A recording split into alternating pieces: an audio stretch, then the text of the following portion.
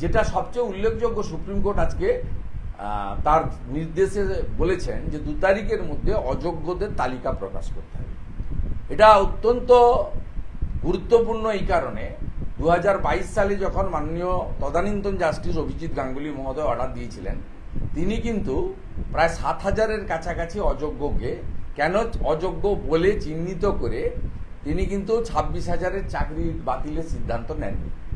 কিন্তু এই মুখ্যমন্ত্রী তার দম্ভ, উদ্ধত্ত, অহংকার এবং তার ভাইপোর নেতৃত্বে যেহেতু টাকা তোলা হয়েছে, টাকার বিনিময়ে যেহেতু চাকরিগুলো হয়েছে, অধিকাংশ চাকরি হয়েছে, আর কিছু তৃণমূলের নেতাদের আত্মীয় স্বজন পেয়েছেন, এই বিষয়ে তারা রাজ্যের তৃণমূল কংগ্রেস সরকার অযোগ্যদের চাকরি দিতে পারেন না, এটা তাদের গোঁ ছিল।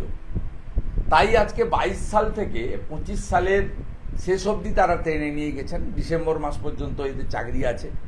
ডিসেম্বরের মধ্যে রিক্রুটমেন্ট কমপ্লিট করতে হবে।